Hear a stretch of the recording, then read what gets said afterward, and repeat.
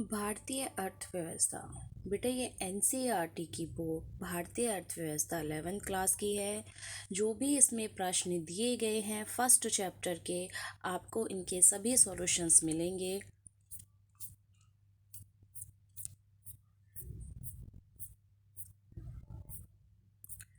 जैसे कि आपका पहला जो अध्याय है वो है स्वतंत्रता की पूर्व संध्या पर भारतीय अर्थव्यवस्था, जो आपकी इकाई 1 में है।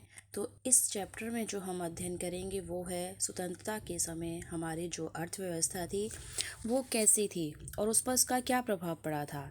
जैसे कि आपका फर्स्ट प्रश्न है, भारत में उपनिवेशिक शासन को की आर्थिक नीतियों का केंद्र बिंदु क्या था, उन नीतियों के प्रभाव क्या हुए।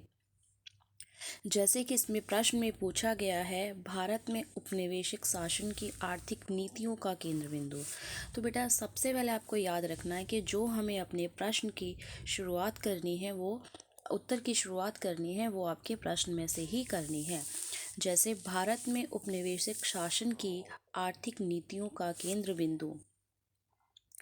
भारत में ब्रिटिश उपनिवेशिक शासन का मुख्य उद्देश्य इंग्लैंड में तेजी से विकसित हो रहे औद्योगिक आधार के लिए भारतीय अर्थव्यवस्था तक ही सीमित रखना था, अर्थात भारत का आर्थिक विकास बल्कि अपने मूल उद्देश्यों के आर्थिक हितों का संरक्षण और संवर्धन ही था।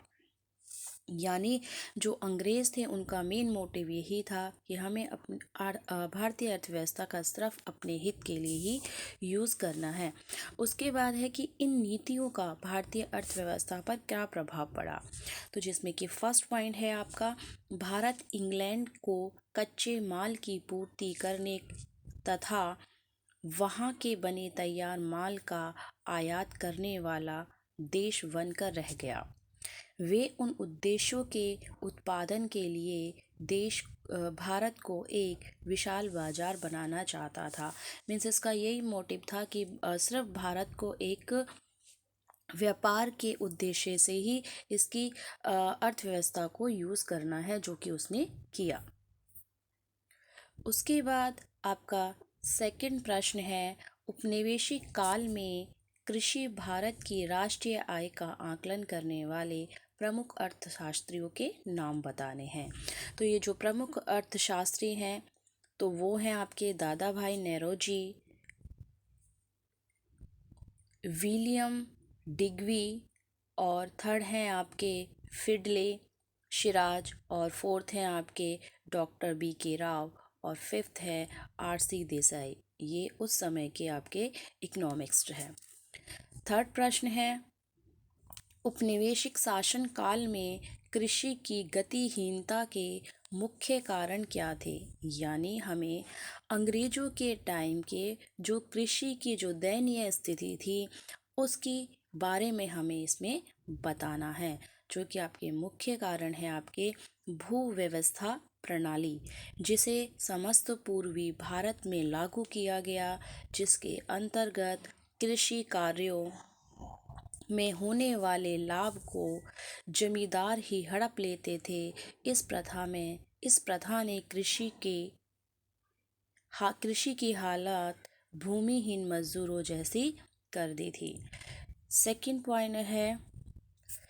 पॉइंट है कृषि का व्यवसायीकरण। कृषि के व्यवसायीकरण के कारण नकदी फसलों की उच्च उत्पादकता के प्रमाण भी मिलते हैं, लेकिन इसका लाभ भारतीय किसानों को नहीं मिलता था, क्योंकि उन्हें तो खाद्यान्नों की खेती के स्थान पर नकदी फसलों का उत्पादन करना पड़ता था, जिनका प्रयोग इंग्लैंड में लगे कारखानों में किया जाता था। अब आप सोच रहे होगे ये नकदी फसलें क्या होती हैं। नकदी फसलें बेटा वो होती हैं जो सिर्फ व्यापार के उद्देश्य से उगाई जाती हैं, जैसे कि गन्ना हो गया, कपास हो गया, नील की खेती हो गई। तो इनका जो उद्देश्य होता है सिर्फ व्यापार के लिए होता है, क्योंकि इनको पर्सनली कंज्यूम या छोटे लेवल पे इनको कंज्यूम नहीं किया जाता। इसको मार्केट में बेचने के उद्देश्य से, मुनाफा कमाने के उद्देश्य से इनको उगाया जाता है। थर्ड पॉइंट है भारत का विभाजन। स्वतंत्रता के समय देश के विभाजन से भारत की कृषि उत्पादन व्यवस्था को एक और बड़ा धक्का लगा।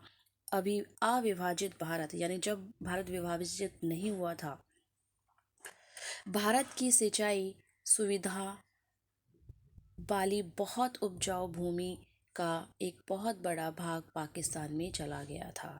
ठीक है, तो इससे भी क्या है, कृषि को बहुत नुकसान हुआ था। आधारिक संरचना की कमी, ब्रिटिश शासकों ने सिंचाई की सुविधाएं बढ़ाने या तकनीकी विकास करने पर कोई विशेष ध्यान नहीं दिया। और फिफ्थ पॉइंट है आपका राजस्व व्यवस्था।